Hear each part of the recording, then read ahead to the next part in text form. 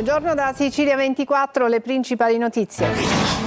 Trovato il tesoro della droga di Matteo Messina Denaro, gli investimenti gestiti in giro per il mondo da Giacomo Tamburello, narcotrafficante fedelissimo dell'ex latitante, arrestato assieme alla ex moglie e al figlio, sequestrati beni per 200 milioni. Gela inchiesta sul ciclo dei rifiuti nel mirino della direzione distrettuale antimafia di Caltanissetta, la gestione della discarica di Timpazzo, una delle principali in Sicilia. Abusi su minori, pena confermata a 8 anni a ex ministrante che prestava servizio in una parrocchia di Gela.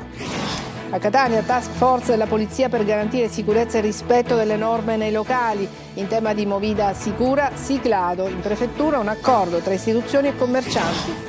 Frana di Niscemi, il ministro Musumeci ha firmato il decreto attuativo da 150 milioni. In una prima fase si procederà alle demolizioni e alla delocalizzazione. A Catania, nel cuore di San Cristoforo, la festa del grazie degli alunni dell'Istituto San Giovanni Bosco per la rinascita del giardino scolastico realizzato con un progetto dell'assessorato regionale all'agricoltura.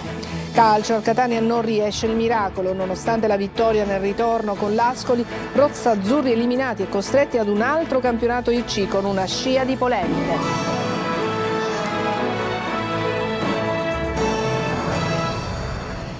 Resort, buongiorno, Resort, azioni e oro, così gli uomini di Messina Denaro investivano i soldi e la droga in ville lussuose, in Spagna, conti correnti a Gibilterra, Andorra, Libano, Lussemburgo e isole Cayman. È stato scoperto un patrimonio enorme, in parte riconducibile al patrino di Castelvetrano. Marco Gullà.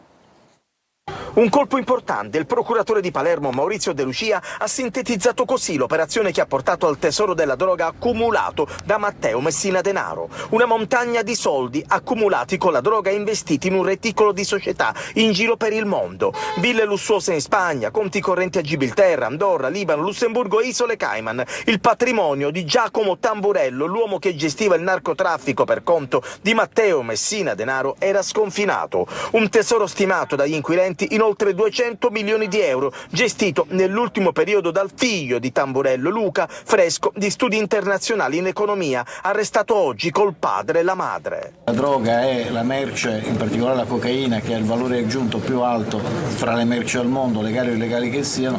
Questa ne è una testimonianza, perché appunto quando riusciamo a rispettare il principio del follow the money e quindi a trovare i soldi, possiamo dire, vista la quantità di quello che è stato trovato, che l'operazione da questo punto di vista è un'operazione importante. Il metodo Falcone segue la scia dei soldi e così Dia e Guardia di Finanza sono arrivati ad uno dei tesori di Messina Denaro. Con i soldi della droga è stato creato un impero. Sin dall'inizio degli anni '80 la famiglia Messina Denaro ha incassato il 10% sui traffici internazionali di droga. Poi Tamburello, con un passato pieno di condanne, e Matteo Messina Denaro sarebbero diventati soci in affari. La collaborazione fra stati è fondamentale rispetto a fenomeni come quello oggi, del quale parliamo oggi, quindi che si realizza su scala globale. Quindi le movimentazioni finanziarie hanno riguardato una decina almeno di giurisdizioni nazionali o di giurisdizioni offshore. La mafia che tenta di riorganizzarsi tramite nuovi canali finanziari, ha concluso Melillo.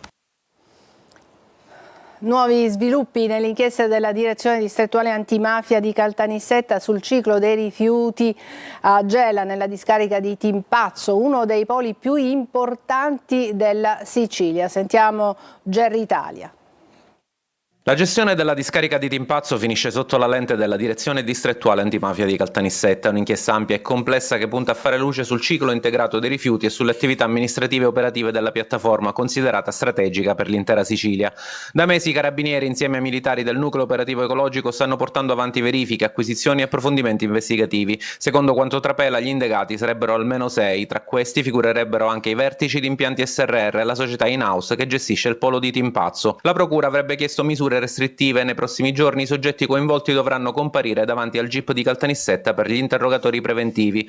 Davanti al giudice per le indagini preliminari si presenterà anche l'amministratore di impianti, l'ingegnere Giovanna Picone, riconfermata lo scorso anno. Un'indagine che secondo gli inquirenti si baserebbe anche sul contenuto di intercettazioni già acquisite agli atti. Il sito di Timpazzo rappresenta da anni uno snodo centrale nel sistema regionale dei rifiuti, anche per via del progetto di ampliamento già avviato, una nuova vasca dal valore di circa 12 milioni di euro, un elemento che rende ancora più delicata e rilevante l'inchiesta aperta dalla DDA Nissena. Per la nuova ondata di intimidazioni nel palermitano, il presidente regionale antimafia Cracolici parla di sfida della mafia alle istituzioni, mentre Tommaso Dragotto, dopo l'attacco subito a Sicily by Car, ribadisce: non mi piegherò mai. Crescono intanto le iniziative di solidarietà di imprenditori e cittadini e in arrivo c'è anche dal governo altre 60 telecamere di sorveglianza. Roberta Lunghi. La mafia sta tornando a sfidare le istituzioni e il tessuto economico della città per riaffermare il consenso attraverso la paura. Le parole del presidente della Commissione regionale antimafia, Antonello Cracolici, che oggi presiederà una riunione in un istituto di Sferracavallo, raccontano il clima pesante che si respira a Palermo dopo il nuovo attentato incendiario contro Sicily by Car e dopo settimane segnate da sparatorie, incendi, intimidazioni, da San Lorenzo a Sferracavallo fino a Carini, dove un comando composto da almeno 3 persone ha dato fuoco a una ventina di auto nel nuovo centro per la vendita dell'usato di Tommaso Dragotto, inaugurato appena 20 giorni fa.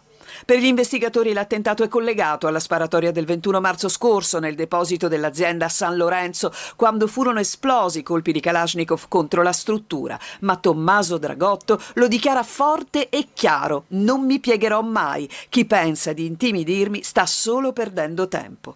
Un esempio di imprenditore coraggio, punta dell'iceberg delle iniziative pubbliche, espressione di rabbia e forza assieme.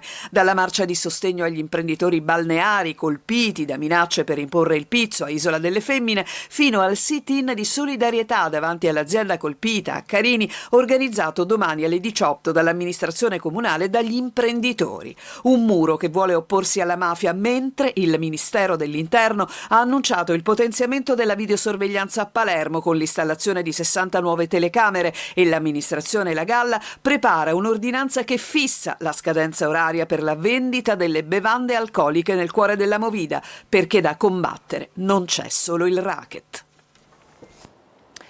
Confermata dalla Corte d'Assise d'Appello di Caltanissetta la condanna a 8 anni di reclusione per un ex ministrante, un uomo che assisteva i sacerdoti in una chiesa di Gela, accusato di abusi sessuali su una minorenne.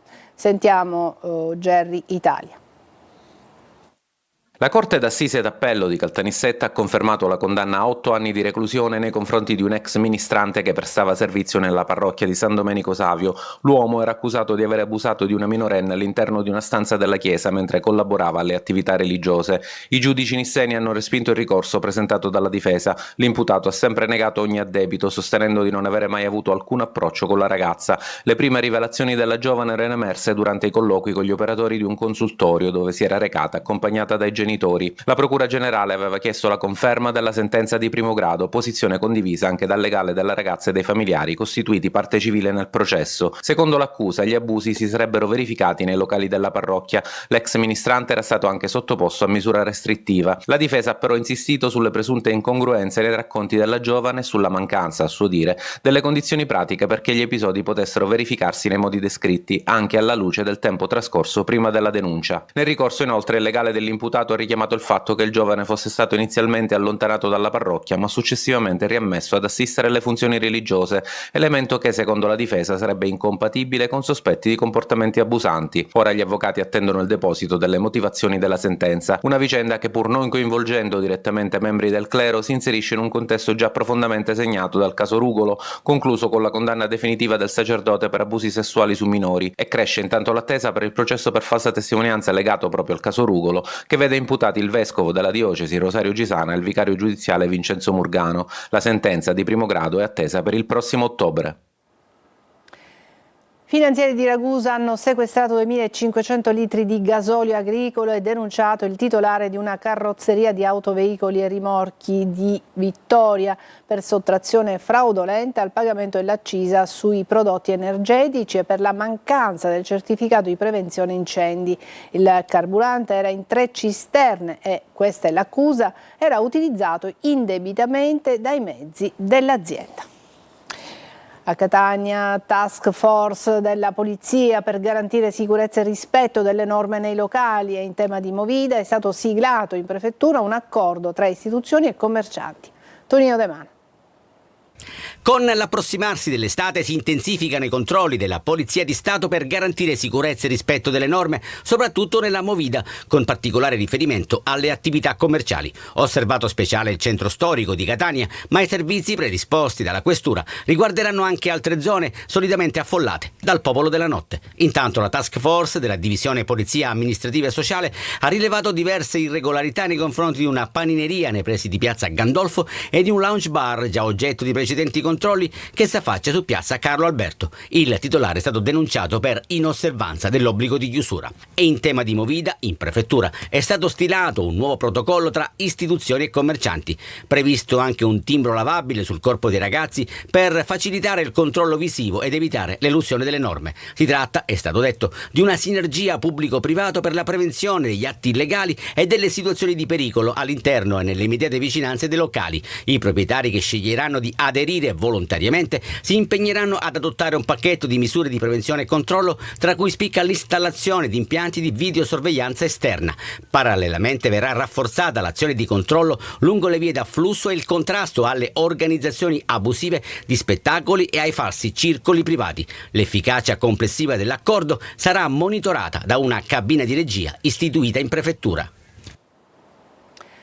Sempre a Catania, scoperti e sequestrati dalla polizia 3 poni nascosti in un immobile pericolante e in pessime condizioni igieniche e sanitarie nel quartiere San Cristoforo.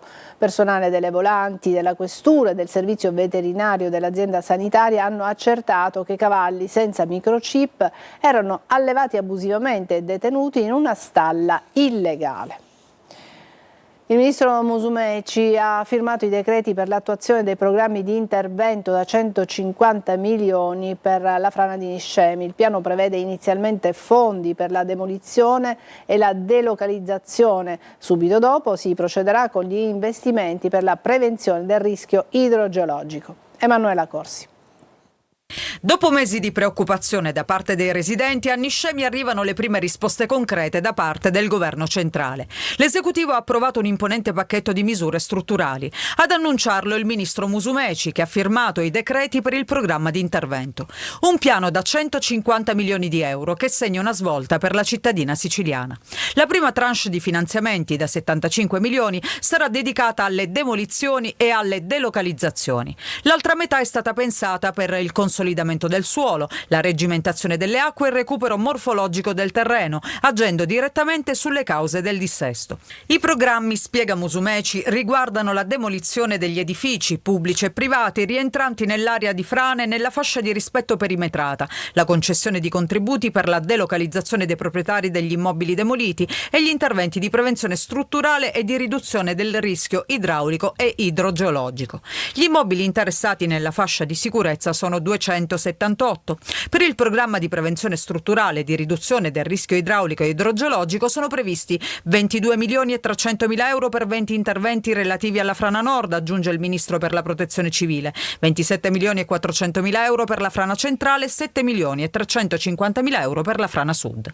Agli interventi sul torrente beneficio sono destinati invece 16 milioni e 400 mila euro. Infine sarà attuato un piano di monitoraggio del costo di 1 milione e 550 mila euro, precisa il ministro. A Palermo la protesta della polizia penitenziaria davanti alla prefettura, carenze di organico e aggressioni continue, la denuncia ai sindacati che precisano la lotta alla mafia parte proprio da dentro le carceri. Giusy Lazzaro. La lotta alla mafia deve iniziare all'interno delle carceri. Se le carceri sono vulnerabili entrano telefonini, droga e tutto quello che non può essere all'interno delle carceri. A Palermo la protesta della polizia penitenziaria siciliana davanti alla prefettura. Ormai da mesi la denuncia per le continue aggressioni dentro le strutture carcerarie fatiscenti e sovraffollate. Strutture, dicono i sindacati, che sono diventate un problema di ordine pubblico anche per la carenza di personale. La gestione dei detenuti all'interno delle carceri è diventata insostenibile e le aggressioni e la realtà lavorativa è indicibile. Ormai siamo nella situazione che sappiamo quando iniziamo ma non sappiamo quando finiamo. Insostenibili poi i carichi di lavoro. Ho 1 milione di ore di straordinario, 910 di ferie accumulate. Questo non fanno altro che capire lo stress lavorativo che subiamo giornalmente. La protesta continuerà, dice la polizia penitenziaria, finché non arriveranno risposte concrete. Un disagio che non è solo lavorativo, ma anche di vita, con i suicidi del personale all'interno delle carceri. Una breve pausa e poi parleremo del prestito d'onore previsto per gli studenti universitari. A tra poco.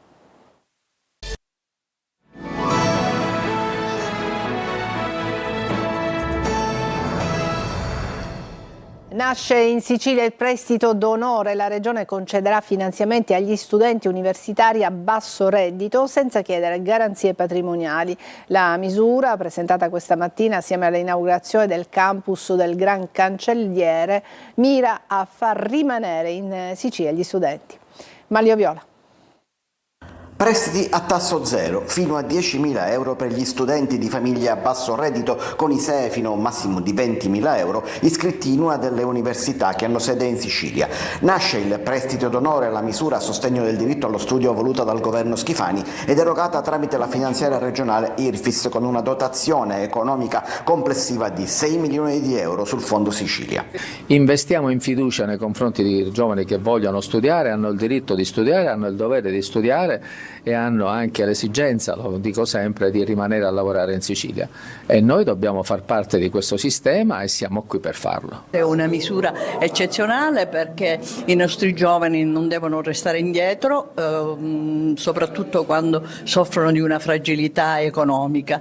Possono accedere al finanziamento presentando la richiesta sulla piattaforma degli IRFIS tutti gli iscritti ai corsi universitari presso atenei siciliani o che abbiano sede in Sicilia, in particolare studenti al primo anno o degli anni successivi, purché in quest'ultimo caso risultino in regola con i requisiti di merito, cioè abbiano conseguito almeno il 50% dei crediti formativi previsti per ogni anno accademico. Le domande dovranno essere presentate esclusivamente in modalità telematica attraverso la piattaforma dedicata a partire dalle ore 12 del 4 giugno e fino alle 12 dell'8 settembre. Ogni richiedente potrà presentare una sola istanza corredata dalla documentazione richiesta. Le richieste di finanziamento saranno poi oggetto di una istruttoria. I prestiti potranno essere rimborsati fra i 5 e i 10 anni. E adesso a Catania, dove prima c'erano erbacce, rifiuti e degrado, oggi ci sono bambini che studiano e giocano all'aria aperta. Nel cuore di San Cristoforo gli alunni dell'Istituto San Giovanni Bosco hanno festeggiato la rinascita del nuovo giardino grazie a un progetto sperimentale dell'assessorato regionale all'agricoltura. Eva Spampinato, il servizio. Lo spazio che vedete fino a qualche mese fa era un luogo trascurato e pericoloso dove crescevano erbacce alte e incolte e che spesso diventava la discarica per la spazzatura dei passanti. Poi la tenacia di una dirigente scolastica e l'apertura da parte della politica con un progetto sperimentale hanno reso possibile un reale cambiamento che in un quartiere come quello di San Cristoforo suona come un piccolo miracolo. La preside Longo qui in questa zona di Catania ha voluto avviare in maniera sperimentale con la regione siciliana un protocollo d'intesa che ha visto l'ausilio dei forestali e degli operatori dell'ESA. Sono state messe a dimora piante officinali, alberi e nuove essenze verdi. Le istituzioni collaborano anche grazie a un progetto sperimentale fatto con l'istituto penitenziario di Bicocca, dove nell'inclusione del disagio abbiamo voluto valorizzare quella che è la bellezza del nostro patrimonio naturalistico. Per questo oggi i piccoli alunni dell'Istituto San Giovanni Bosco hanno organizzato una festa per dire grazie a chi ha reso possibile tutto questo. Di trasformare quelle che sono delle criticità in fatti concreti e positivi. Qui i piccoli alunni potranno anche fare lezioni all'aria aperta grazie alla donazione da parte delle famiglie della scuola di comode poltroncine.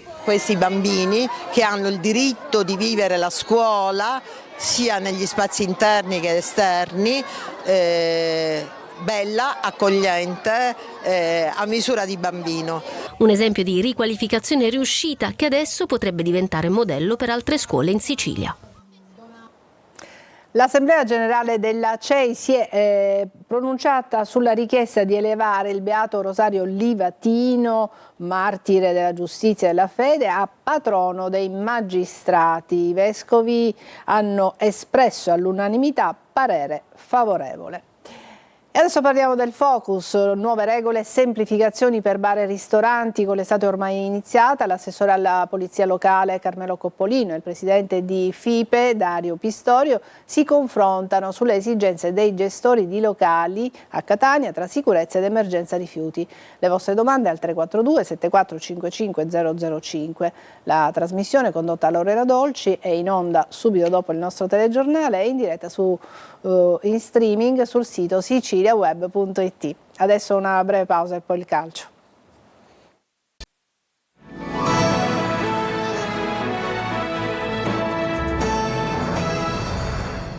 Eccoci al calcio, al Catania non riesce il miracolo, nonostante la vittoria nel ritorno con l'Ascoli, i rossazzurri sono stati eliminati e costretti ad un altro campionato di C. Inevitabili adesso le polemiche e indispensabile anche progettare seriamente il futuro. Marco Carli. Niente miracolo e spazia i processi. Il post eliminazione con l'Ascoli vive di due aspetti: l'orgoglio che il Catania ha messo in campo, l'opposto di quello che è successo al Del Duca domenica, e le riflessioni sul futuro per non ripetere gli errori degli ultimi anni. Sul prato del Massimino il Catania viene accolto dai fischi inevitabili dopo la vergognosa prestazione di Ascoli, ma poi la squadra riesce a riportare il pubblico dalla propria parte, merito della voglia di lottare, delle parate di Dini, dei 2 gol nel primo tempo soprattutto. Caturano porta in vantaggio i suoi dopo 7 minuti. Forte raddoppia sul finale di tempo alimentando le speranze, che si infrangono sul palo colpito da D'Ausilio a inizio ripresa. I pericoli per l'Ascoli diminuiscono e al gol di Ovisac esplode la contestazione, lancio di fumogeni e ordigni esplosivi, partita sospesa prima di un finale surreale e delle parole di Toscano che dà l'addio così. Le cose sono cambiate già a gennaio, quando alla prima difficoltà ognuno è andato per la sua strada. Abbiamo continuato a lavorare, a tenere in piedi la squadra. Già, quel mese di gennaio, quella partita con il Sorrento che ha fatto girare la stagione e che ha provocato un cortocircuito a tutti i livelli. Ora Pelligra, affranto a fine gara, dovrà valutare come ripartire, chi è funzionale a creare un progetto fino ad ora mancante o sbagliato, come dimostrano, fra le altre cose, i molteplici cambi in panchina e nel ruolo di DS. L'Ascoli insegna: non sono solo i soldi a disegnare il futuro, ma le idee giuste. Ci fermiamo qui, è tutto per questa edizione di Sicilia 24. Grazie per averci seguito, buon pomeriggio. Entra nel mondo dell'informazione con l'app Sicilia Web. Resta sempre aggiornato con le news e le live in diretta.